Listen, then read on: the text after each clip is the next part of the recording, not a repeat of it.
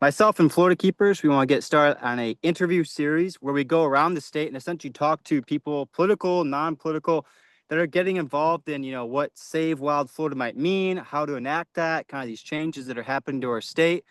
Today we have Bryon White. He's up in Volusia. And so we're just going to be chatting with him about his efforts. And for the public, this shouldn't be construed as an endorsement at this time, but just a good conversation. So I'll hit it off. Bryon, why don't you introduce yourself, what you're doing, what you're about, and all that good stuff.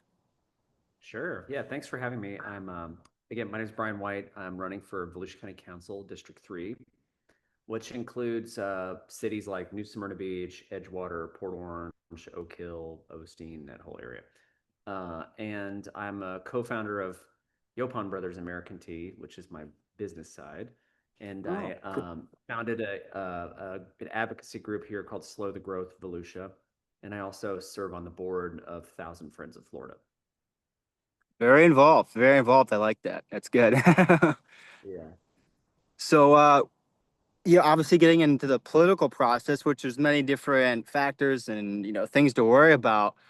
What position are you aiming for now? What spurred that? Most people don't just wake up one day and want to go for office. Maybe you did, but what kind of brought that upon you? Well, yeah, the joke I always tell people is it's like probably the worst idea I've ever had.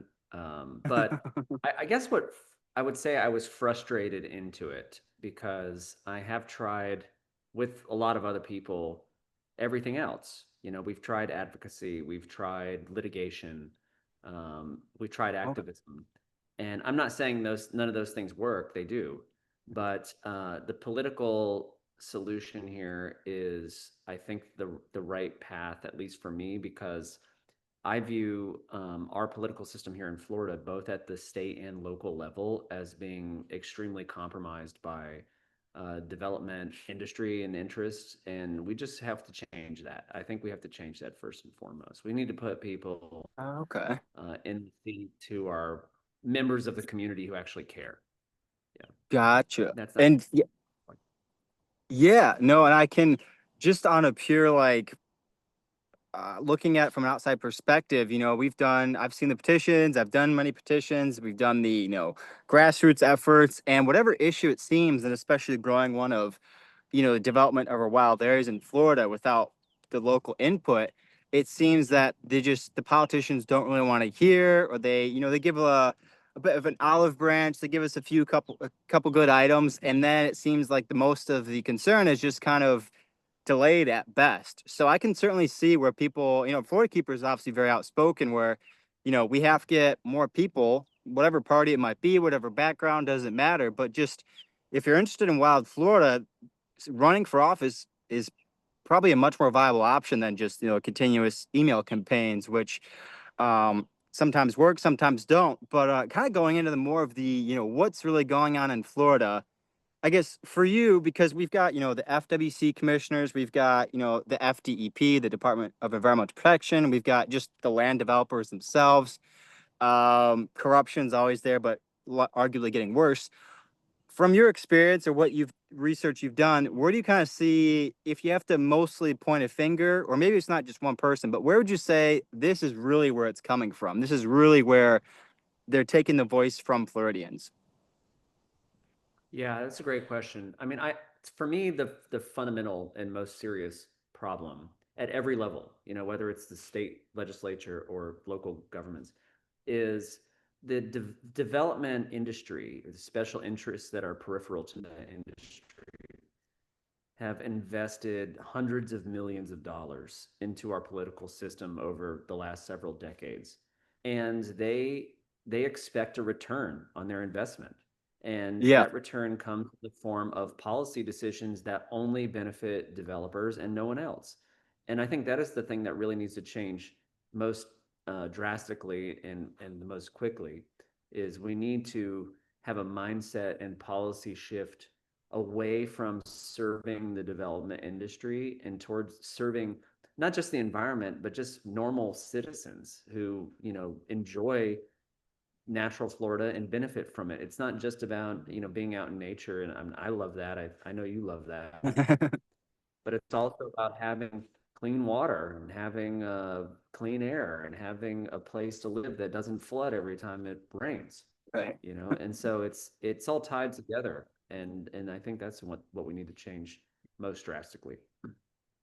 Absolutely. And I think, that's at least for Florida, I kind of see it increasing where, as you said, this isn't really, maybe back in the day it was, but I don't think anymore it's an environmentalist issue. It's, a hunter that wants to have wild land to go and hunt deer. It's the fisherman who still wants to be able to go out and get, healthy fish and not being worried about every fish being just on a legal limit because the population isn't healthy enough. Or just people that see, oh, I had this cow pasture in my backyard for decades and decades, and it was beautiful. There was the ranch lands, and now, snap of a finger, it's 2,000 townhomes, and they know me and everyone else here did not want this. So it's growing past, I think, party lines, past interests in Florida, and I think that's a good thing. I think, like you touched on the nature part and the outdoors, since we're both into that, I guess what are your hobbies? What are your passions in the outdoors? What kind of, what's your favorite animal in Florida? What's that side of you about? Yeah, sure. So, well, I'm from New Smyrna Beach, so I love surfing. I mean, you can't live here and not surf. I mean, you can, but you don't want to. So Right, I'm really right. into that. I'm big into open water swimming. I was an ocean rescue lifeguard here in Volusia County for almost 20 years. So I'm Oh, into awesome. endurance sports like that. Yeah, and I'm also, I'm a farmer. I have the oldest organic farm in the state of Florida. So it's That is not just awesome. Okay. being out in nature, but it's also I understand the commercial side of conservation as well. And you're right. I agree with everything you said. It transcends party lines. It transcends interest, right? Personal and professional interest. And I think that especially at the state level, but also in a lot of local governments too, to me, what has changed is not that corruption is worse or the development stuff is worse. It's just that it's so Okay. flagrant. It's like it's blatant. They don't even try to hide it anymore. It's just like right in your face. And to me, it's almost like the attitude of Ron DeSantis and the legislature is just like, oh, hey, citizens, you're concerned about your quality of life and the environment. Well, how about you go fuck yourself? Like Yeah. we're going to do whatever we want. And we don't care if you have a problem with it. We don't care if you want to maintain your home rule or your quality of life or the environment. We simply do not care about your opinion. We disregard it completely. And we're going to help our, wealthy developer donors. And those are the only people that we care about. That's how it feels Right. to me, Yeah. you know? Yeah, and I think to Um, even back that concern up, which is a partisan completely, is we're often, conservationists, animal welfare, hunters, whatever, we're often, because of that, having to act retroactively. It's yeah. always like, oh, they've decided 2,000 townhomes over that hill. We just found out about it. Let's do something.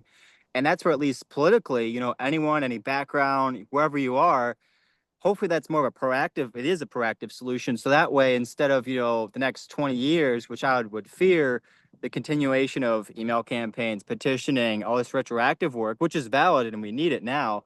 But if we can get to a point where it's, both parties, everyone in Florida is saying, we're happy with people in office and we know they're going to present the concerns of, my backyard being wild animals running around, good business.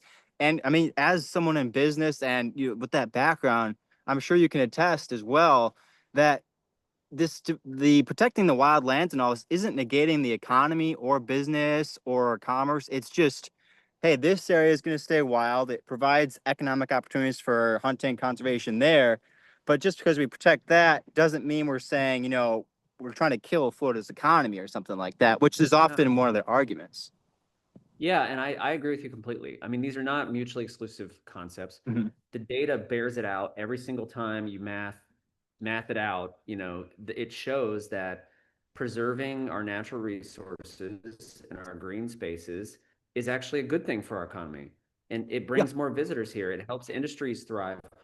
And I think to me, all of that problem is tied to sprawl. Like urban Mhm. sprawl, suburban sprawl is a terrible growth model for the state of Florida. We should never have engaged in that. and it's way too late to put all of the genie back in the bottle. But we can make smart land use policies for the future that allow cities to be cities and allow rural areas to stay rural. And I'm a firm believer in that type of policy implementation where we're not endlessly sprawling outwards into rural areas. I mean, it's just horrible. We need to have more dense, more well thought out planning in urban and suburban centers and stop just having planned communities, what we call 15-minute cities that are Yeah. low density, car dependent, built on the suburban fringe, and they're mostly converting, you know, agricultural land or wetlands or just raw land into golf courses and strip malls and suburbia. Yeah. And we're just Yeah. it's just a not a good it's not a good model. We just need to Right. we need to stop doing it. I mean, at all costs because we're running out of land, running out of water, depleting our natural resources, and we're frankly, even if you disregard all the environmental stuff and all of the, things like we want to protect the beautiful, sub layer of Florida that we all know and love, even if you have people that don't care about that want to just golf all day and go to the grocery store and that's their life, there's still the ones that are sitting through 3 cycles of traffic light every day. There's Oh still the yeah. ones that, Yeah. are going to run out of water just like everybody else. So these problems do reach through and impact every single person in this state.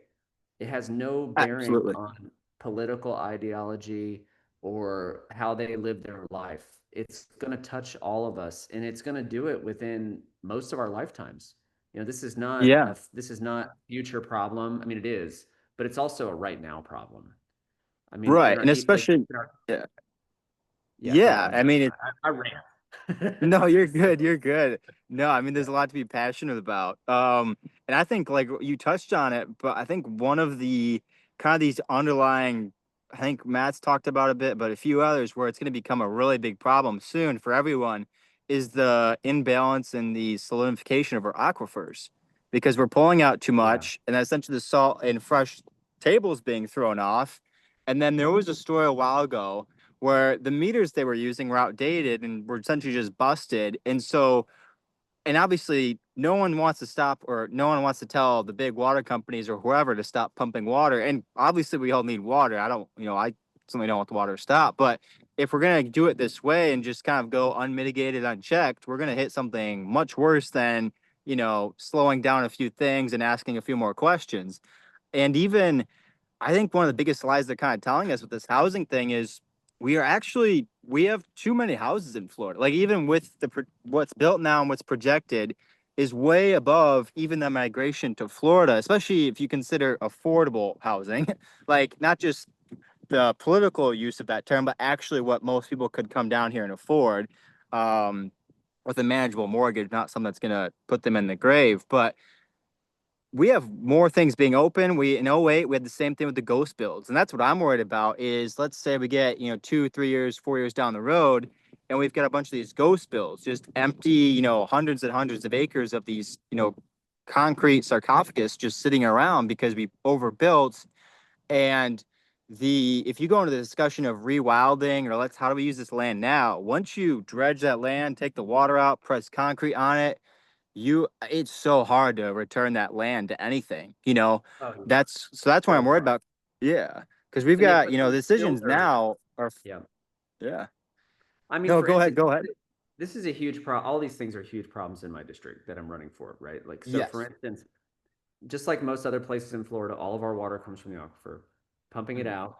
Most of the cities in Volusia County, but this is a statewide phenomenon, it's not just Volusia County, are at the top end of their CUP, which is their allowance for how much water they can pump. Most of them are in the top 90% of what they're allowed to do. And they're still Wow. building. Now they'll just move the goalpost when they hit the Yeah, legal yeah. line. But like City of Edgewater, which is in my district, has already had saltwater intrusion problems. They've already had to move their wells. Okay. Something like, you know, 80 or 90% of the municipal water supplies in Volusia County that have been tested have PFAS in the water. I mean, Wow. Okay. the springs here have PFAS in the springs. Yeah, the So springs like are good one. Yeah. we're already running on fumes in terms Mhm. of water use. And the solutions are our water is contaminated, or we're going to drink like poopy toilet water, or we're going to have to buy water from Georgia, or whatever the case may be. But none of the solutions are good. And I still think we have time to mitigate, not a lot of time. I mean, we need Right. action Yeah. now, but we need Yeah. to mitigate these problems instead of ignoring them, instead of keep building on top of everything, changing the recharge areas into impervious surfaces. We're dumping shit everywhere. I mean, it's just a huge problem. Saltwater intrusion, contamination. Every Floridian relies on the aquifer every single day. I mean, Yeah. for our farm, we have a consumptive use permit on our farm. Okay. We don't ever hit the limit. We don't ever come close. We're very, stringent with our water use. But every city, every municipal supplier of drinking water has the same thing. They have a consumptive use permit from the water management districts, and most of the cities are almost tapping it out, and they're Yeah. still building. They're still building and building and building and building. I mean, here in Volusia County, we're about to build this huge planned use development called Deering Park that is going to be Yeah. the largest sprawl project in Florida's history. I mean, it's 70,000 Wow. acres, 70,000 acres. And it's like, Jeez. why are we doing that? I mean, it was a totally asinine thing. But here in like New Smyrna Beach, for example, the city commission just fell all over themselves to make it happen. I mean, they wanted it Yeah. to happen more than anything in the world. So it's like this misalignment of priorities. Either they don't understand what they're doing or they don't care, whatever the Right. And case now they may want a be. pay raise, right? But yeah, they want to pay. They're Yeah. having a Yeah. special election on November 4th. And don't get me wrong, New Yeah. Smyrna is a wonderful place to live. I mean, Oh it's yeah. a beautiful city. Our city commission right now is terrible, and they don't deserve a raise, frankly. But Right. Right. politicians don't last.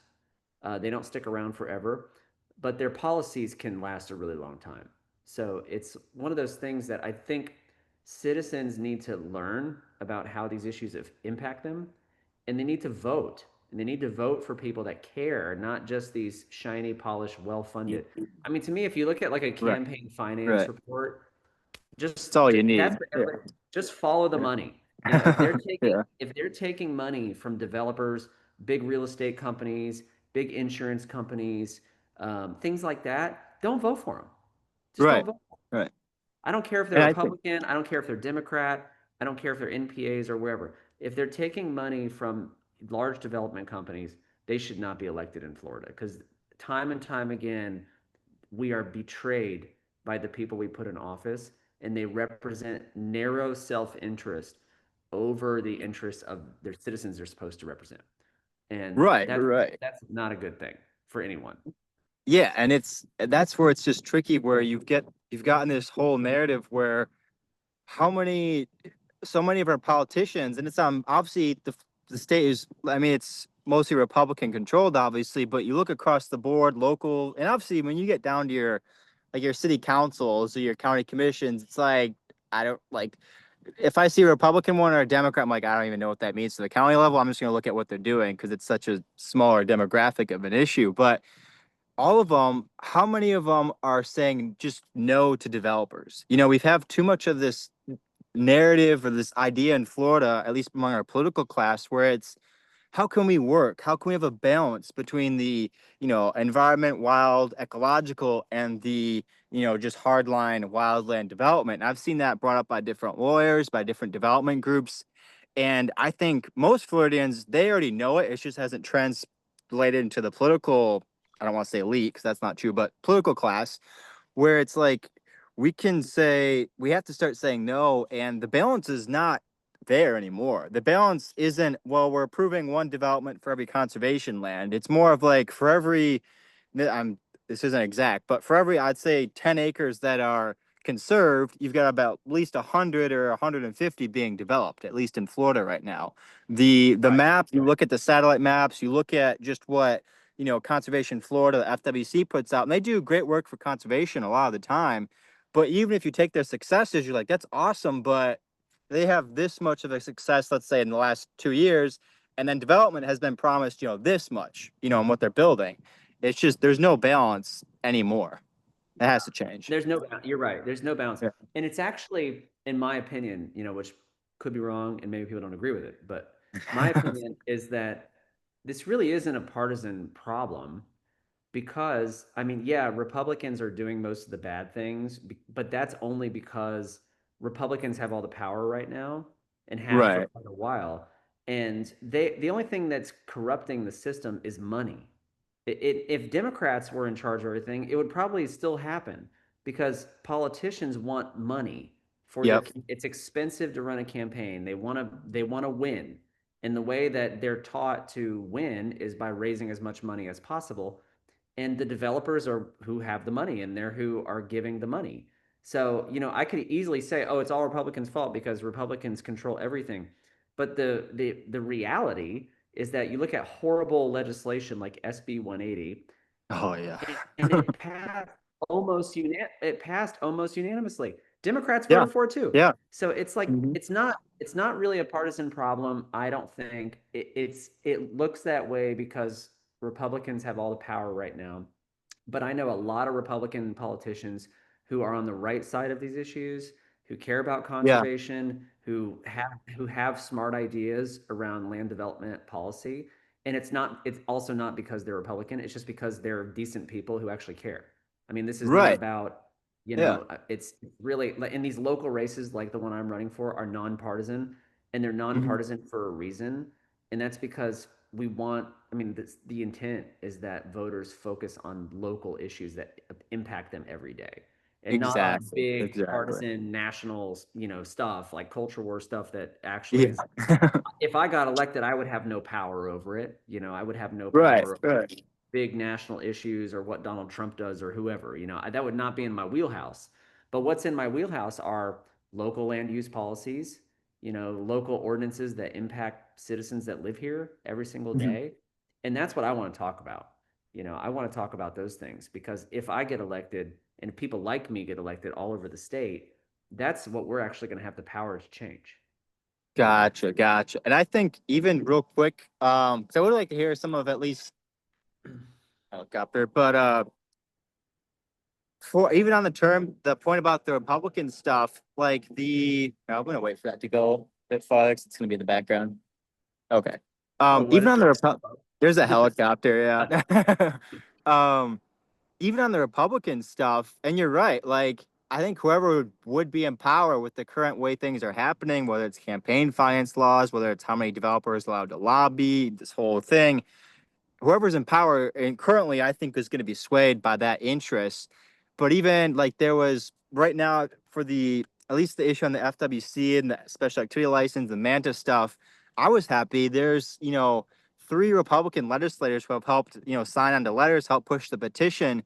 And, they're, as Republican as they get in terms of just like, conservative. They, some of them put out like Columbus Day stuff. So they're very like, in that party line. But then the other friend, like, wait a minute, why are we taking endangered animals out of the water, or why are we developing this over Yeah. here? So, and I mean, my God, can we at least, like, for all Floridians, we're all gonna have different views on many things, but at least if we can have a shorter commute to work, have, cheaper groceries, have cleaner water, we have our yards that look nicer, we still have clean beaches, we can promote tourism that's effective.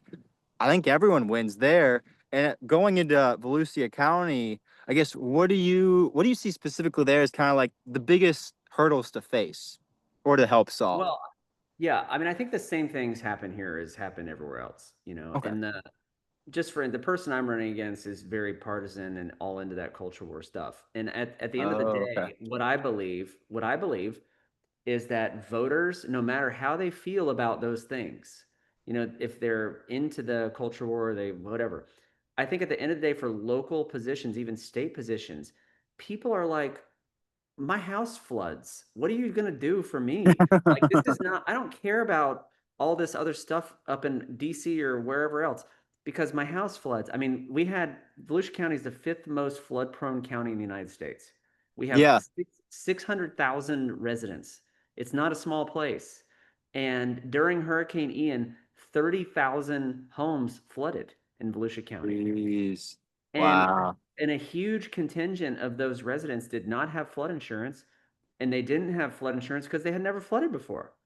And what we're Okay. hearing now from the types of people who foment these issues are like, oh, it's the king tides or it's the rainfall, weird. And I'm like, okay, rainfall, hurricanes, king tides are things that we have always had. We've Yeah, always had yeah. that. This is not a new phenomenon. What we haven't always had is this large scale sprawl and rampant development that has taken over all the recharge areas, the wetlands, everywhere the water used to go, it can't go Yeah. there anymore. So where does Well, it and the go? science is clear on that. Like Yeah, it's you have yeah, a wetland, water's in it, you pave that over, the water has to go out, and then it gets concentrated into what's left, and that's homes, that's businesses, and even the I didn't even realize there was that many homes, but that's what I think would be an interesting policy, or I don't know how it happened, but the obviously the developers aren't, because it's always like, well, what's the insurance in Florida? What's gonna be like? Who's gonna pay for it? We're making the residents pay more. But the way I look at it is, if it's obviously a developer issue, wildland developer, mind you, are they gonna help fund the flood insurance? Are they gonna help repair homes since they're directly tied to what happened, or are they just gonna spin and say King Tide? yeah. No, that's what they're going to do. I mean, look, Yeah, I'm a yeah, businessman, and a business, the most singular function of a business is to make money for the yeah, business and for its shareholders. And huge development companies are businesses, and their yeah. Oh primary yeah, interest be as profitable as possible. And I'm not saying regulation fixes everything, but I think right. they do not care about what happens to Florida, about what happens to Volusia County, about what happens to their neighbors, because they don't make any money from caring about those things. And Right. businesses are in the business of making money. Now, there are good and bad actors, just like anything else. But I think it's the government's job to say, you are not allowed to develop in ways that harm your neighbors. You're not Yeah. allowed to develop in ways that harm our environment. And that is not happening. I mean, it is to an extent, but it's not happening to the greatest extent that it should be. And it's not Right. happening Right. because, like, if you look at SB 180, for instance, horrible law that ties the hands of Awful. all local Yeah. government, it's fucking bullshit. And Yeah. it's unconstitutional on its face, by the Yeah, and way. like, where's the freedom thing in Florida all about? Oh, They yeah. should be I mean, jumping on this. home rule Yeah, is how people have a voice in their yeah, local government. yeah, And the state legislature is taking away your voice, even though it's enshrined in the Constitution. They don't care that it's in the Constitution. They have another law on the books that makes it very hard for cities and counties to sue over the constitutionality of a state statute, which is what they're writing on. yeah.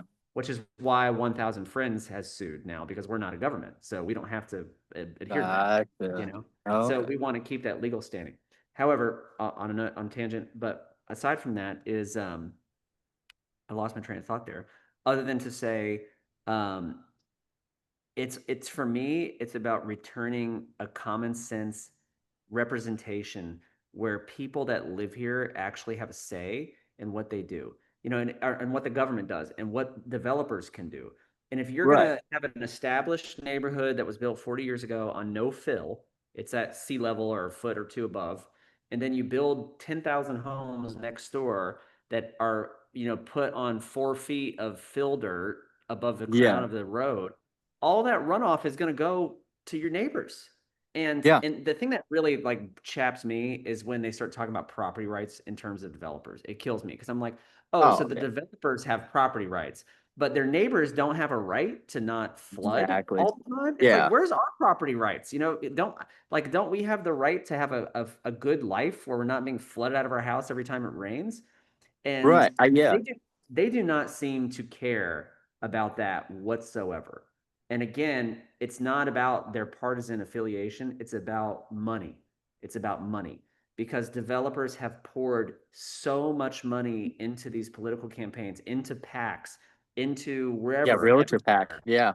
And I Yeah. mean, you see it from the blatant corruption that's occurring in the state legislature, like with the nonsensical, purchase of that worthless land in Destin for 84 million. Yeah. You know, Yeah. like Four acres. Yeah. that was a political donor who just Hmm. got a huge payday with our tax money. And this is the state that wants to boast about its fiscal responsibility and Right. in conservative nature, but they won't turn. Like if our county, like a city here, like Edgewater, voted to join SB 180, I Got guarantee Blazing Goglia will be in here doging the shit out of them, in yeah. retaliation. Oh yeah. But the state will not turn that lens back on itself and say, why did you spend $84 million of our tax money on a worthless, it has no conservation value at all. Right. And it was And interesting. Yeah, yeah, at that meeting, he was because I thought it was weird how the whole thing was a lump agreement. There was that the 83 million purchase and then a few other items, and they couldn't separate it to vote on because Angolia and was they could have. yeah, and Angolia was like, well, I kind of wanna, and he's like, well, at least I'll say something against it. But obviously, if he still means that, it would still be his job to. He won't because he won't. But if he would doge that whole deal, and even like when if you want to go trim some mangroves at your house, let's say you have your the boats there, you're going out fishing, you notice the mangroves creeping up to the dock or to the lift, and you're like, I kind of don't want the mangroves getting too close. It's gonna get and everything. It's gonna get bugs on it. Let me go trim it. There's a process to do that. There's a Oh whole yeah, process to definitely. touching one single mangrove, and that's good. Maybe you could argue is it too far, but it's there. It's there for the private citizen at least. But down in Dania Beach, this developer is still, they've continued with the process of filling in 2.92 acres of mangroves. They still have to do it, but they've been given green lights at several stages of this process. And it's like, I can't even touch one mangrove. I can't touch it at all, which I won't. But a Yeah. whole company can come in and just bring forward, like the idea should never have happened. It should have been like, wait, you can't touch the mangroves. And then just no, just set, sealed, no. That's what it Well, should you be. know what? If you gave a couple $100,000 to like Pathway to Prosperity, you probably could do it. Because Oh, yeah. they Yeah. would trip over themselves to make it happen for you. Right. And And that's even yeah, when you said that with the money part, I think that's one thing, though it's not the best, but at least if we look at it, if we have another rise, like another wave of different candidates in Florida who are running or who want to run, there's still, power in the people, power of their purse, where, you know, at the same time they won't take developer money. It would also be important to let people know, hey, there might be these people or this person, but they're saying no to this money. But if the public, which has more money, collectively, that would really help at least, put a stop to the ones that are backed by a certain set of money. Instead of just saying, hey, if you're publicly funded, it's a grassroots effort where your donation amounts are like, 100, 250 bucks. That can at times come against odds of someone who's just getting, a few, whatever the limit is, 100,000, 200,000, depending on the yeah. who's giving them. So I think that's in the future, we're gonna have to think about, at least with money, that could be used as a tool to fight for conservation and wild and Oh, against development. absolutely. Yeah. I mean, people vote with their dollars too, and Yeah. like all politicians are hopeful politicians. My campaign runs on money too, and all of the money that I'm getting is coming from people, human beings. Gotcha. I don't take money from developers at all. I gathered. I gathered. But I do Yeah. think that's important because it gives voters a way to examine candidates and say, oh, they took a bunch of money from, a huge from Coulter or, DR Horton or whatever. And Yeah. I don't want to vote Yeah. for that person because their morals are compromised. And but look at all the people that did give them money. I mean, my neighbor gave him money. The cop down the street gave him money. The fishermen gave him money. The charter captain, the surfing dude, Right. that's where we need to start looking, I think. And even small businesses, like I take money from small businesses all the time because even real estate companies here I live in New Smyrna Beach, which is kind of, I'm like South, it's kind of expensive now to live here and there's a lot of Yeah. development Yeah. going on. But realtors here are not benefiting from that. Like they're Yeah. not being Yeah. included in these huge developments. They bring their own people, their own teams. So a surprising amount of support that I've got from small realtors that are just like, I'm not being included in that. I'm Yeah. being iced out, of the system. Yeah, it's And funny you say that. Yeah. Yeah, because yeah, I think every day is at least, I would say at least 5 to 10 realtors, at least maybe that's wrong, but at least every week a good handful of realtors are following me or sending me DMs about, I didn't know this project, I didn't know about this. And Rochelle, also part of Floor Keepers, looked into it. But like, yeah, you have realtor packs and all these big groups, and that's separate from, the person whose job is to sell, a home to let's say, recently divorced family, and they need a new house, they need a place that's been built for a while. I think that's important to know because some people are like, oh, it's all the realtors. It's like they're kind of, I mean, they're step 3 or 4 or 5 down the line. They're not the Yeah, first yeah. one to say, hey, let's tear this whole forest. I totally agree. And I think a lot at the end of the day, it really just comes down to being neighborly. And Mhm. we have like here when Ian and Milton and Nicole and I mean we just had a Yeah. huge flooding event last weekend and it rained 7 inches and like Yeah, I 30 saw that. homes in Edgewater flooded out and the people Yeah. and it's just horrible that even seasonally appropriate rainfall results in those kind of things. But we have people who like lose all their worldly possessions, have to move out of their house, live in a hotel for 6 months, and flood cut all their Mhm. drywall and everything. And then when somebody points a finger at these huge corporate development interests, like you're a contributing factor to this, even when we don't say you're 100% the cause of it, because that's not true, but you're a Right. contributing factor, they're like pearl clutchers, man. Like, I can't believe that you're pointing the finger. I mean, they will threaten to sue people for defamation. I just feel like society just needs to ice them out. They're bad actors. They've been behaving horribly. They don't contribute to the betterment of our society. They don't make life better for Floridians. And I think Floridians need to realize that if we do not change, life is going to get worse for all of us. Right. It doesn't Right. matter what side of the aisle you're on. It really doesn't matter. I mean, the state could stay Republican forever. It could switch to Democrat, whatever, who cares? If we do not change the mindset of our voters around maintaining our, frankly, very special and unique quality of life, that Yeah. Floridians enjoy, it's going to be over. It's at least going to be not nearly as good. And I Right. don't want that for my son. And I don't want other people to have to lose the things that they care about and love just because we got the rug pulled out from under us by some, developers who invested in the political future of our state. And Exactly. I don't think that we don't have to stand for that, is what I'm trying to say. We don't have to stand for it. We can say, Right. fuck Yeah. you, we're done, we're voting you out, we're putting people in the seats that will represent us, represent Mhm. normal Floridians every day. Show up to work and do the job and grind it out, just like they used to. I mean, look at like Lot and Yeah. Child, I mean, this is a state that has a proud history of really strong representation. I mean, we have so much land and conservation that we can really be proud of, Oh yeah. and we have such great natural resources and beauty that we should be proud of, but we also have to work to keep it safe and keep us safe. I mean, Right. we're all one hurricane away from just being wiped off the map, dude. Yeah. And And yeah, you're absolutely right. We have such a, I mean, just there's no place like Florida. There's no place where you can go to the Everglades. You have the Keys, you've got the Pinelands, and you've still got fun areas like Miami if you want to go up to Tampa, or if you want to go to Orlando, Disney, all that. But yeah, we have the conservation. We have a lot of it. But I mean, we're seeing where next year, 10, 20, 30 years really have to be about just Floridians saying enough is enough. We have the power. We're going to vote the right people. And because we want something better, yeah, because who knows what's going to look like in 50 years when, the people that made a lot of these decisions in the last 5, 10, 20 years are long and gone and they don't have to worry about it. long gone. Yeah, and Yeah. then the Yeah. developers, they take the cash, they throw it in the bins, and they're out of here. Yeah. They don't care. They don't stick around to find out how the rest of us are doing after the Yeah. paydays come. And I also, Exactly. from a bit, since we're a pro business state, and I respect Mhm. that. I'm a business person. I'm an entrepreneur.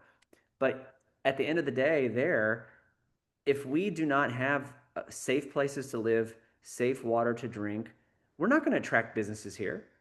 I mean, it doesn't Right. matter how low the taxes are. It doesn't matter how much opportunity we say there is.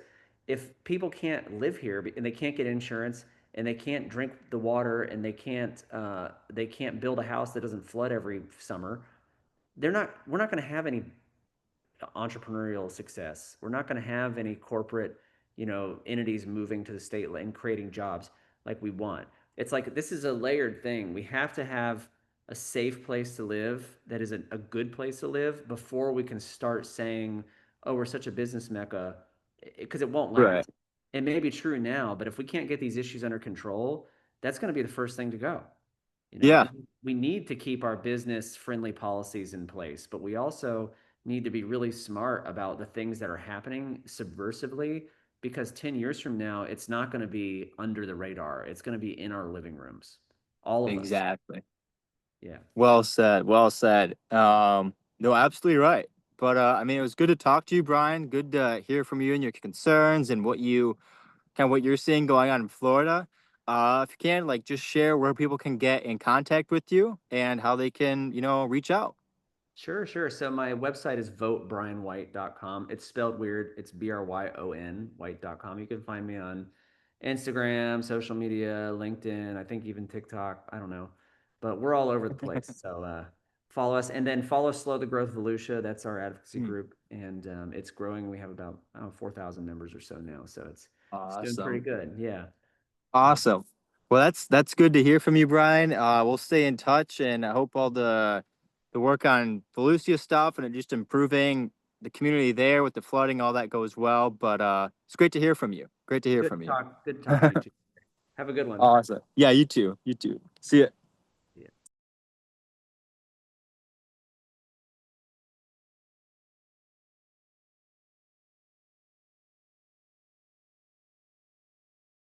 Myself and Florida Keepers, we want to get started on a interview series where we go around the state and essentially talk to people, political, non-political, that are getting involved in, what Save Wild Florida might mean, how to enact that. Today we have Bryon White. He's up in Volusia, and so we're just gonna be chatting with him about his efforts. And for the public, this shouldn't be construed as an endorsement at this time. Yeah, thanks for having me. I'm again, my name is Bryon White. I'm running for Volusia County Council, District 3, which includes cities like New Smyrna Beach, Edgewater, Port Orange, Oak Hill, Osteen, that whole area. And I'm a co-founder of Yopon Brothers American Tea, which is my business side. And Oh, I founded an advocacy group here called Slow the Growth Volusia. And I also serve on the board of Thousand Friends of Florida. very involved, very involved. What spurred that? Most people don't just wake up one day and want to go for office. Maybe you did, but what kind of brought that upon you? Well, yeah, the joke I always tell people is it's like probably the worst idea I've ever had. But I guess what I would say I was frustrated into it because I have tried with a lot of other people everything else. You know, we've tried advocacy, we've tried litigation, we've tried Okay. activism, and I'm not saying none of those things work. They do, but the political solution here is, I think, the right path, at least for me, because I view our political system here in Florida, both at the state and local level, as being extremely compromised by development, industry, and interests. And we just have to change that. I think we have to change that first and foremost. We need to put people Okay. in the seat who are members of the community who actually care. If you're interested in Wild Florida, running for office is probably a much more viable option than just continuous email campaigns, which sometimes work, sometimes don't. But kind of going into the more of the what's really going on in Florida, because we've got the FWC commissioners, we've got the FDEP, the Department of Environmental Protection, we've got just the land developers themselves. Corruption's always there, but arguably getting worse. From your experience or what you've done, where do you kind of see, if you have to mostly point a finger, or maybe it's not just one person, but where would you say this is really where it's coming from? This is really where they're taking the voice from Floridians. Yeah, that's a great question. I mean, for me, the fundamental and most serious problem at every level, you know, whether it's the state legislature or local governments, is the development industry, or the special interests that are peripheral to the industry, have invested hundreds of millions of dollars into our political system over the last several decades.